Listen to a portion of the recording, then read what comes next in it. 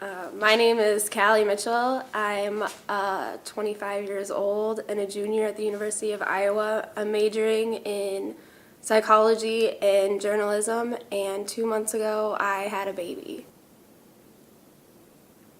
Uh, Finding out that you're pregnant is scary and exciting at the same time. I mean, being able to have your own baby that's yours is really exciting. But we talked about it and we decided that we wanted to keep it and that we were going to be a family. And then a couple of months later, our relationship was falling apart, and he just couldn't do it anymore. So he left, and a couple of weeks after that, he mentioned that we should give our son up for adoption. And at first I said no, because there's no way that I would give my baby up for adoption. He told me that I should really think about it, and that he knew that I loved our baby, but there's other things like how to take care of him that I needed to think about. And so that night I went home and I thought about it, and I called my mom and I told her that I wanted to give my baby up for adoption. So I called the adoption agency and I told them that I was thinking about giving my baby up for adoption. And she was really nice. She, I don't know, she acted like we weren't strangers at all. She just was joking around and laughing, and she, just acted like this was a completely normal thing and that everything was fine, which was awesome because I was scared. And no one ever wants to give away their baby, and to say, I'm giving away my baby, people are like, well, why would you do that? Why wouldn't you just keep it? Why wouldn't you just take care of it? Some of those comments are just ridiculous. People just think that you just need to keep your baby because you had one, and that's not necessarily true. I feel like a kid should have the best upbringing and the best opportunity that you can give him, and if I can't give that to him, there's a family that can't have children, that want children really badly, they can't have it, and that can provide everything that you can't. So in August, school started, and I wasn't really sure exactly where I was going with my life, and I really wanted to focus on my photography. And I was kind of feeling lazy with my life. Like, I was about to have this child that I wasn't going to have, and, what was I going to have after that? So I started thinking really seriously about what I wanted to do with my life after this, because I'm going to have something to hang on to. And so I decided to look into journalism and photojournalism. I was 6 months pregnant at that point.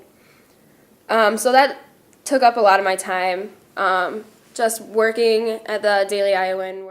Around late August, I got parent profiles from Karen at the adoption agency. They send 3 at a time.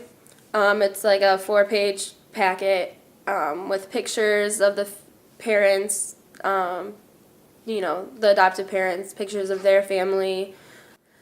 And I looked through it and I was like, oh, these people are great. Like, this is exactly what I want. And a couple of weeks later, I called Karen and I told her that I wanted to go with Kristen and Brian as parents. The next step was to do an interview over the phone with them, where I would ask them questions. It's hard to pick questions to ask people that you don't know about, to judge how they were going to take care of your child. And I think the interview lasted about an hour. By the end, I was just in love with them. I was really glad that I picked them. They were going to raise my son the exact way that I would, and they were going to do for him the exact things that I would want to do for him. His due date came in November 30th, and it was a Friday, and I laid on the couch all day, and I skipped class all day, and I didn't take any assignments. And I just laid there, hoping that he would, happen, like he would come. And he didn't. He didn't come that weekend. I think it was Tuesday 6 in the morning, I just started going into labor. My water hadn't broke yet. Around 2 o'clock, the pain was so bad, I was almost in tears. And I called Kaylin and I said, hey, I know you're on your way, but we're not going to hang out. You need to take me to the hospital. So then they admitted me. It was 6 o'clock, I think, when they admitted me. And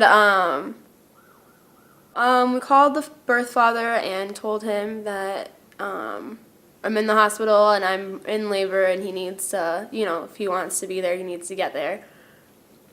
So yeah, then we just waited. I had the epidural, so I wasn't feeling my contractions anymore. I wasn't feeling much of anything anymore. And then it was just, me and the birth father the rest of the night. And Kristen and Brian got there at about 2 in the morning. Right before I started pushing, I said I wanted to meet them. Keeping in mind that I have yet to meet these people face to face. The only thing that I had was a phone interview with them, 3 months before that. So right before that, 10 minutes before I started pushing, Kristen and Brian came in. I woke up the birth father. Kristen and Brian came in, and they gave me a hug. They both gave me hugs, and said hi to him. And so yeah, they broke my water for me at about 4:30 in the morning.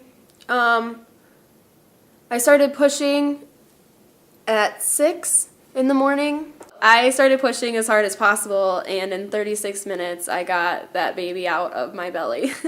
I remember when he came out, we could hear him immediately, like, screaming down the hall, and we both just started crying because we were like, that's our baby, that's Leo crying, that's him.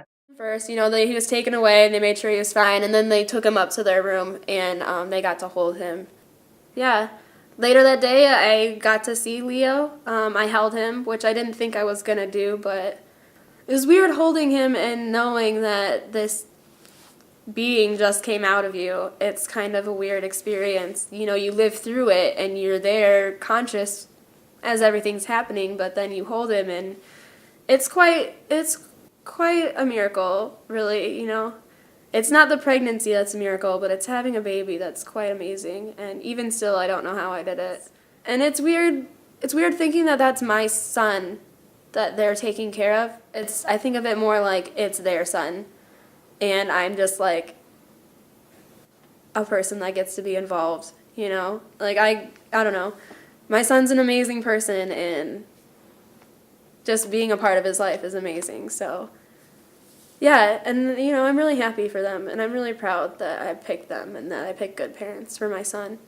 Really, we tell people all the time we're so lucky. We're lucky to be able to be his parents, and we're lucky to have like such a calm and happy baby. And we expect Leo's probably going to be pretty awesome